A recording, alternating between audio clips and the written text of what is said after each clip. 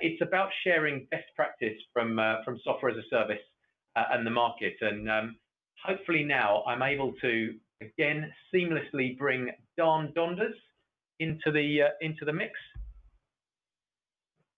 Dan, you should have some video. Fantastic. I'm going to share my video now too. I think we just need to unmute you.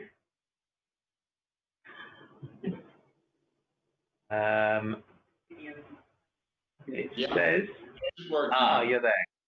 Good stuff. Okay. And I'm just working on bringing up the video. Hopefully you can see me. Fantastic. Yes, I can. So just good. Welcome to the panel session, Don, or the interview session. A quick introduction for you. Many of you will know Don from our conferences. He's attended over the last few years. Don is a CEO at SoConnect, and SoConnect operates in 30 plus countries, has 50 plus employees, annual growth rates of over 60%, is a true software as a service company from the very start. Don founded the company back in 2013, has developed multiple products focused on marketing automation. For SoConnect, a typical contract value is about a €600 a year annual commitment, which is billed in advance. The sales model you operate is using internal sales resources as well as a well-structured online marketing process as well. I think you operate both direct and indirect models around the world, but today we're going to be talking about your direct model, which is in your home market in Holland, where you're based. So let's focus in on that. And I just wanted to ask you a few questions before I kick off. Anything you wanted to say? No. I'm happy to share all the experience and the mistakes that we've made because that's going to save everyone a lot of money.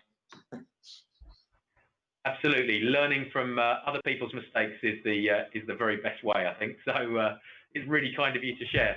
So maybe you could start off by talking about how long you've been operating with a sales model and what kind of triggered that change. So we always had a sort of combination of inside sales and field sales, and probably many of the partners on the call today have the same model. But then we found out that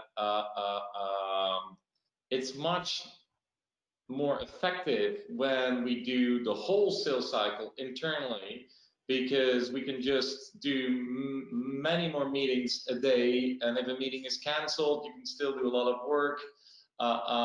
It's saving a lot on travel expenses and so forth. And so after 2 years of selling sort of inside and field sales combined, we decided to do everything inside, still with 2 different persons. So an inside sales rep, as we call it, and an account executive, which is essentially the field salesperson, but now online. And so since 3 years, we run fully on this model for our direct sales, and it's working well. Although it needed more than a year to get to the level where it was profitable, still now it's a much easier way for us to grow. Fantastic. And could you take us through your sales process, kind of step by step, how it works a little bit? Yeah, so we get our leads mostly from our website, showing video, writing blogs. Content is really, really important to get leads in. But the majority of the sales, we still do the old-fashioned way, right? It's cold calling. It's simply just running through a list, giving customers a call, and see if you can book in a demo, which is essentially just a sales appointment with them. And in that demo, we try to show them anything of our product that is specifically related to them. So for our reviews product, we've already gathered all the reviews and to tell them what is going well, what is going wrong. For listings, the same thing. So, and then we try to book a demo with them online within a period of 7 days after making that appointment with them, because we know that the no-show rate is just going up and up and up and up the longer it takes, and 7 days is really the maximum, I would say. At least that's for our business. So if we book the demo with them, we try to prepare it and to customize it as much as possible. We do screen sharing with them, after which in that demo we can actually sort of do a pre-filled contract that we can send over to them if they want to do it directly, or we'll send up follow-up emails after the demo call. The demo call only takes about 30 minutes, not more, only if they have questions, but I believe that your story should not be any longer than 15 minutes, and then you have another 15 minutes for questions. So, but when that's done and the customer wants to go ahead, we send out a pre-filled contract via a DocuSign. That's the application that I use, but probably there are many others in the market. As long as it's digitally signed, that's really important. And then there is a sort of process of following up with that customer to make sure he's being signed. And after everything is signed, we deliver him to the customer success team. One really important thing that I would like to share, Will, is that two things actually. So one is that you need to have the whole process really clear. So you need to know every single step that you're going to go run through. So what if the customer says no or yes at a certain stage, what you should do and how to follow up and what kind of communication you should use should all be sort of standardized, and the sending out of emails should actually be automated. That's really important. And the other aspect, what we use, which is really important, is in that process of, let's say, somebody gives a first call, then books in a demo, then gets the contract ready, and then gets the customer on board. That, like, we don't do that with the same person, because that doesn't really look very professional, right? So what we do is we say we got an inside sales rep that makes the appointment, does the demo, and then we have an account executive that says, okay, now I'm going to really help you. I'm going to set up the contract, and after that, I'm going to move you over to customer success, which is another person who is the best available person to make sure you reach maximum potential over our platform. Right. Okay. That makes sense. Are there any other software tools that you use? You mentioned DocuSign, and then I assume you've got a CRM. Are there any things that you see as being kind of a big part of the remote selling process or the inside sales process? Yeah, absolutely. So we use Pipedrive as a CRM system, sales CRM system. Reason it's easier to use than Salesforce. So if you have a lot of new sales reps joining the company, it's a very easy platform to use, from where you can send all these automated emails and everything else. We use Braya to call. That's our calling system that every sales rep can just use on its own phone, dial in from at home or any location that he is at. And then for the video conferencing, we use Google Hangouts. Now there may be other systems that might from a technology standpoint be better, but the big advantage of Google Hangouts for us is that you can just join without needing to install any application at all, and you can just join from your mobile or your desktop from Apple or any other brand. So, you know, the whole thing is that you book in a demo, the customer gets a link, and that link should just work instantly. And the more steps he needs to take to join that demo, the bigger the chance that he drops off in that process or it's not going to show up at all.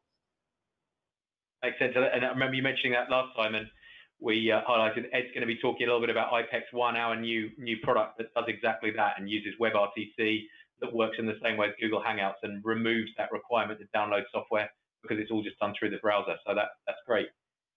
Yeah. Is there any specific advice you'd give to a salesperson? I think there's probably a fair few salespeople on this event now where they're thinking, how can I make the transition from what I have been doing that's entirely kind of face-to-face to doing more remote selling? What advice would you give them? Yeah, well, and like, first of all, it's challenging, right? Because we had quite a big sales team that did field sales, and you know, with field sales, you're talking to the customer face to face. It's much easier to handle any objections, and it's much easier to get the contract signed if you're sitting with someone. But I think the mistake that a lot of companies make is that they handle it like, hey, okay, so we were a field sales company, but now we're going to move to call center sales. But you should not see it as call center sales. you should just handle it the exact same way. The only difference is that instead of sitting next to each other at a table, you're talking to someone on a video. And there are some field sales that were not able to make that switch, didn't feel comfortable with it. Luckily, the majority of our team did. And I think the more you make this a sort of person-to-person thing, you need to make sure you do the video call at all times. You need to sort of build that relationships digitally instead of face-to-face. That is I think that's, if you do that, you eventually going to reach success. If you see it as a sort of call center job all of a sudden, then it's really hard. That makes sense. That makes sense. Are there any specific skills you look for when you're recruiting now, when you're thinking, I'm looking for somebody who can work in a remote sales role? Is it different to what you might have looked at before? Are there other things that you add into your interview process? How do you look for finding those skills for remote selling? Yeah, the sales skills I think are the same, but I think you should realize that today, for many of the partners of Pragma, I assume, the guys are on the road, right? And they go to customers, they have a lot of freedom, and when they're in this sort of inside sales team, all of a sudden they're in the office or they're behind their desk all day. So that's different. But I think at the end of the day, the skill set of the employees that we have are exactly the same. We just need to, you need to be even more consistent that you like almost a bit of naive, because you need to keep going, keep trying and get like 100 no's before you get a yes. That's reality. So yeah, I think in terms of skill sets, it's the same skill sets. I think it more has to do with mindset, Will. Okay. So what would you say the big challenges are that you saw? What were some of the mistakes that you made? What was difficult when you were moving to this remote selling model? Oh, a lot. I tried to get leads via very expensive acquisition channels that did not work. I made the mistake to not really pin down what the process is, and I mean with process every single step, right? So for example, what happens when you do the first call and somebody says yes or no? There needs to be a follow-up email. What do you do when somebody doesn't show up for the demo? There needs to be an automated email. There needs to be a demo reminder email. After the demo, there needs to be sort of an email where you summarize what you have been talking about and what the pain points for that customer are. And that whole process needs to be super clear for everyone, and everyone needs to stick to that. And that, I think, was the biggest factor to success for us, and we didn't do that in the beginning. So we lost a lot of leads, a lot of customers. We didn't really follow up on how we should do that. And then there is the moment where you actually send out the contract and you need to get the contract signed, right? That's also a really challenging part.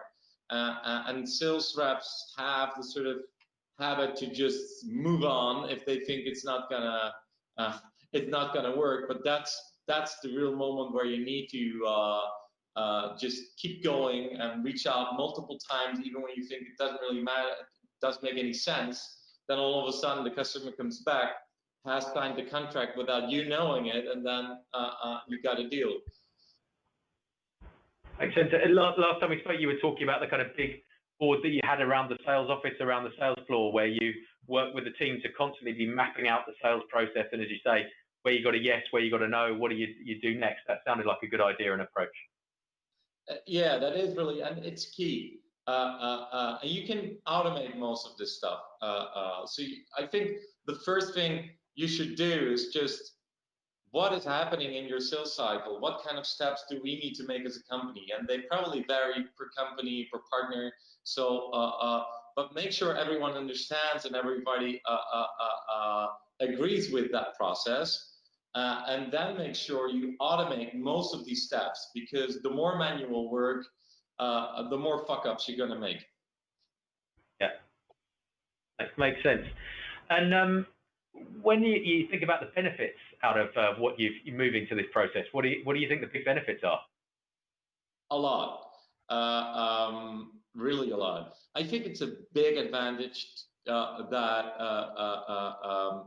the COVID situation is that everyone is now getting used to selling deals and signing deals and doing stuff via video conference. So this is only going to be easier, right? And everyone probably realizes, hey, I travel a long way every time for a deal, but we can actually do it via video as well. It works perfectly fine. So, and the big advantage is time. That's one. You are much more productive than you are when you're on the road. You can do much quicker follow-up. You don't forget about these follow-ups. You're not in the car after a meeting. You're still sitting behind your laptop. Then if there are no-shows, you can just get to another customer, work on another customer, follow up on another customer directly after that. So speed is a thing as well. So and going out to new markets much easier. So if you get that process right, and if you have the ability to sell it via the video phone, then it only has plus points.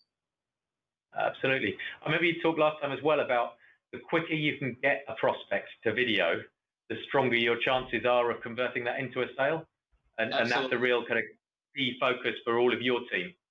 Absolutely. So even if you don't have the time to follow up really with them, what we'll do, for example, somebody leaves a lead, there's an automated email going out, and we always try to contact them within maximum 48 hours, but 90% within a few hours.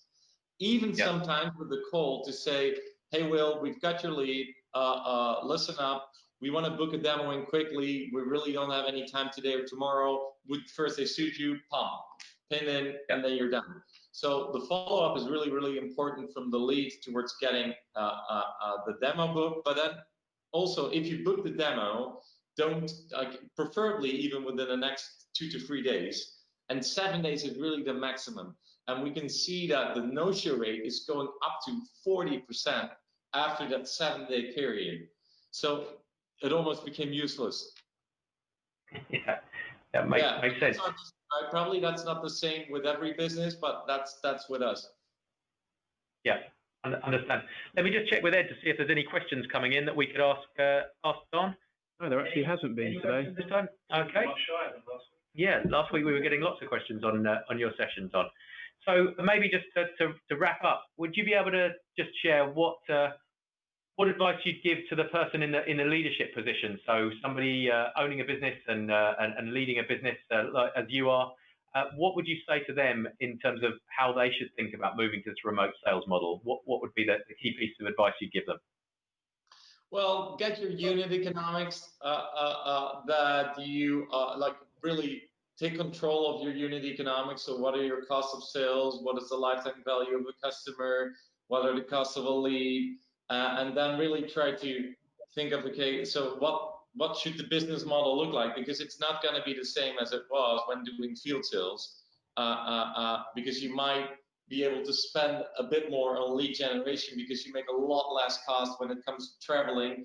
You could do a lot more meetings in the same time that you could do before. So really keep track of those unit economics. And again, process is key, I would say, if you really want to scale this up, as we've done over the last years. So really focus in on that sales process and make sure that's well documented, well understood, and driven through the business. Well, Will, before Don goes, we have got a couple of questions. Yeah, we got a couple of questions for you. So from Wayne Cartwright from Communicate Better, we've got, does your sales team work from home or from the office? And how do you control the quality of the sales message for people that work remotely? Did you get that done? Yeah, I did get that. Good question. So yeah, obviously today they're working from home, but normally they work from out the office. They're free to do some work from home. We also make sure that when they're in the office, we don't do the call center style thing, right? We don't have 60 agents sitting next to each other. So it's a bit more freestyle. We don't do call blocks because sales reps find them terrible. So they have freedom, and we track their results via the CRM system, because in our CRM system, because they log everything, we can see number of calls made, a number of emails sent, a number of appointments booked, conversions, etc. And we run through those results with them almost on a daily basis to see where they're at. And in terms of monitoring the quality, you're doing that more based on the outcome. So if the outcome's good, you're happy the quality's good. You're not listening into calls or recording videos of sessions that they're doing with customers. Yeah, we do, but we always, like, I found that when we tell our reps that we're going to record every conversation, it's not good. So what we do is say, listen, we want to learn from each other.